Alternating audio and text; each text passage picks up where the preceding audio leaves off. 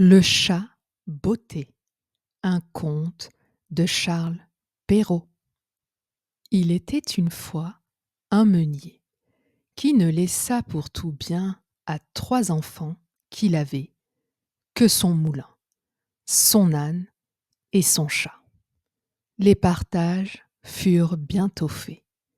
Ni le notaire, ni le procureur n'y furent point appelés. Ils auraient eu bientôt mangé tout le pauvre patrimoine. L'aîné eut le moulin, le second eut l'âne, et le plus jeune n'eut que le chat. Ce dernier ne pouvait se consoler d'avoir un si pauvre lot. Mes frères, disait-il, pourront gagner leur vie honnêtement en se mettant ensemble. Pour moi, lorsque j'aurai mangé mon chat et que je me serai fait un manchon de sa peau, il faudra que je meure de faim. Le chat, qui entendait ce discours, mais qui n'en fit pas semblant, lui dit d'un air posé et sérieux: « Ne vous affligez point, mon maître. Vous n'avez qu'à me donner un sac et me faire une paire de bottes pour aller dans les broussailles. Et vous verrez que vous n'êtes pas si mal partagé que vous croyez. » Quoique le maître du chat ne fît pas grand fond là-dessus, il lui avait vu faire tant de tours de souplesse pour prendre des rats et des souris, comme quand il se pendait par les pieds, ou qu'il se cachait dans la farine pour faire le mort, qu'il ne désespéra pas d'en être secouru dans sa misère. Lorsque le chat eut ce qu'il avait demandé, il se botta bravement, et mettant son sac à son cou, il en prit les cordons avec ses 2 pattes de devant, et s'en alla dans une garenne où il y avait un grand nombre de lapins. Il mit du son et des lacerons dans son sac, et s'étendant comme s'il eût été mort, il attendit que quelques jeunes lapins, peu instruits encore des ruses de ce monde, vint se fourrer dans son sac pour manger ce qu'il y avait mis. À peine fut-il couché qu'il eut contentement. Un jeune étourdi de lapin entra dans son sac, et le maître chat, tirant aussitôt les cordons, le prit et le tua sans miséricorde. Tout glorieux de sa proie, il s'en alla chez le roi et demanda à lui parler. On le fit monter à l'appartement de sa majesté, où étant entré, il fit une grande révérence au roi et lui dit: « Voilà, sire, un lapin de Garenne que monsieur le marquis de Carabas, c'était le nom qu'il lui prit en gré de donner à son maître, m'a chargé de vous présenter de sa part. »« Dis à ton maître, répondit le roi, que je le remercie et qu'il me fait plaisir. » Une autre fois, il alla se cacher dans un blé, tenant toujours son sac ouvert. Et lorsque 2 perdrix y furent entrées, il tira les cordons et les prit toutes 2. Il alla ensuite les présenter au roi, comme il avait fait pour le lapin de Garenne. Le roi reçut encore avec plaisir les 2 perdrix et lui fit donner pour boire. Le chat continua ainsi pendant 2 ou 3 mois à porter de temps en temps au roi du gibier de la chasse de son maître. Un jour, qu'il sut que le roi devait aller à la promenade sur le bord de la rivière avec sa fille, la plus belle princesse du monde, il dit à son maître: « Si vous voulez suivre mon conseil, votre fortune est faite. Vous n'avez qu'à vous baigner dans la rivière, à l'endroit que je vous montrerai, et ensuite me laisser faire. » Le marquis de Carabas fit ce que son chat lui conseillait, sans savoir à quoi cela serait bon. Dans le temps qu'il se baignait, le roi vint à passer, et le chat se mit à crier de toute sa force: « Au secours! Au secours! Voilà monsieur le marquis de Carabas qui se noie. » À ce cri, le roi mit la tête à la portière et, reconnaissant le chat qui lui avait apporté tant de fois du gibier, il ordonna à ses gardes qu'on allât vite au secours de monsieur le marquis de Carabas. Pendant qu'on retirait le pauvre marquis de la rivière, le chat s'approcha du carrosse et dit au roi que dans le temps que son maître se baignait, il était venu des voleurs qui avaient emporté ses habits, quoiqu'il eût crié aux voleurs de toute sa force. Le drôle les avait cachés sous une grosse pierre. Le roi ordonna aussitôt aux officiers de sa garde-robe d'aller quérir un de ses plus beaux habits pour monsieur le marquis de Carabas. Le roi lui fit 1000 caresses, et comme les beaux habits qu'on venait de lui donner relevaient sa bonne mine, car il était beau et bien fait de sa personne, la fille du roi le trouva fort à son gré, et le comte de Carabas ne lui eut pas jeté 2 ou 3 regards fort respectueux et un peu tendres, qu'elle en devint amoureuse à la folie.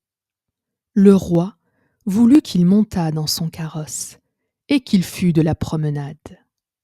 Le chat, ravi de voir que son dessein commençait à réussir, prit les devants, et ayant rencontré des paysans qui fauchaient un pré, il leur dit : « Bonnes gens qui fauchez, si vous ne dites au roi que le pré que vous fauchez appartient à monsieur le marquis de Carabas, vous serez tous hachés menus comme chair à pâté. » Le roi ne manqua pas à demander aux faucheux à qui était ce pré qu'il fauchait. « C'est à monsieur le marquis de Carabas, dirent-ils tous ensemble, car la menace du chat leur avait fait peur. « Vous avez là un bel héritage, dit le roi au marquis de Carabas. « Vous voyez, sire, répondit le marquis, c'est un pré qui ne manque point de rapporter abondamment toutes les années. » Le maître chat, qui allait toujours devant, rencontra des moissonneurs et leur dit : « Bonnes gens qui moissonnez, si vous ne dites que tous ces blés appartiennent à monsieur le marquis de Carabas, vous serez tous hachés menus comme chair à pâté. » Le roi, qui passa un moment après, voulut savoir à qui appartenaient tous les blés qu'il voyait. « C'est à monsieur le marquis de Carabas, répondirent les moissonneurs, et le roi s'en réjouit encore avec le marquis. Le chat, qui allait devant le carrosse, disait toujours la même chose à tous ceux qu'il rencontrait, et le roi était étonné des grands biens de monsieur le marquis de Carabas. Le maître chat arriva enfin dans un beau château, dont le maître était un ogre, le plus riche qu'on ait jamais vu, car toutes les terres par où le roi avait passé étaient de la dépendance de ce château. Le chat, qui eut soin de s'informer qui était cet ogre et ce qu'il savait faire, demanda à lui parler, disant qu'il n'avait pas voulu passer si près de son château sans avoir l'honneur de lui faire la révérence. L'ogre le reçut aussi civilement que le peut un ogre, et le fit reposer.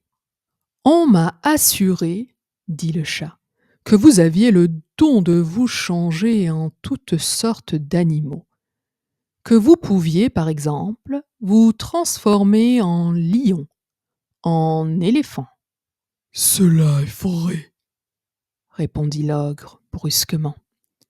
Et pour vous le montrer, vous m'allez voir devenir lion. » Le chat fut si effrayé de voir un lion devant lui qu'il gagna aussitôt les gouttières, non sans peine et sans péril, à cause de ses bottes qui ne valaient rien pour marcher sur les tuiles. Quelque temps après, le chat, ayant vu que l'ogre avait quitté sa première forme, descendit et avoua qu'il avait eu bien peur.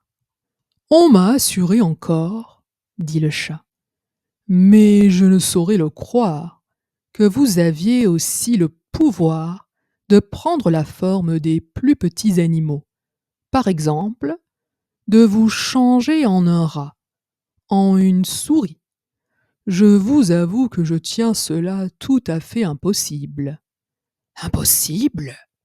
Reprit l'ogre. Vous allez voir.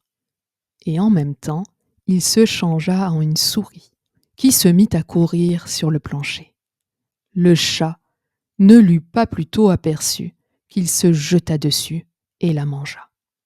Cependant, le roi, qui vit en passant le beau château de l'ogre, voulut entrer dedans. Le chat, qui entendit le bruit du carrosse qui passait sur le pont-levis, courut au-devant et dit au roi : « Votre Majesté soit la bienvenue dans le château de Monsieur le Marquis de Carabas. »« Comment ? Monsieur le Marquis ? » s'écria le roi. « Ce château est encore à vous ? Il ne se peut rien de plus beau que cette cour et que tous ces bâtiments qui l'environnent. Voyons-les dedans, s'il vous plaît. » Le marquis donna la main à la jeune princesse, et suivant le roi qui montait le premier, ils entrèrent dans une grande salle où ils trouvèrent une magnifique collation que l'ogre avait fait préparer pour ses amis qui le devaient venir voir ce même jour-là, mais qui n'avaient pas osé entrer, sachant que le roi y était. Le roi, charmé des bonnes qualités de monsieur le marquis de Carabas, de même que sa fille qui en était folle, et voyant les grands biens qu'il possédait, lui dit, après avoir bu 5 ou 6 coups : « Il ne tiendra qu'à vous, monsieur le marquis, que vous ne soyez mon gendre. » Le marquis, faisant de grandes révérences, accepta l'honneur que lui faisait le roi, et dès le même jour épousa la princesse.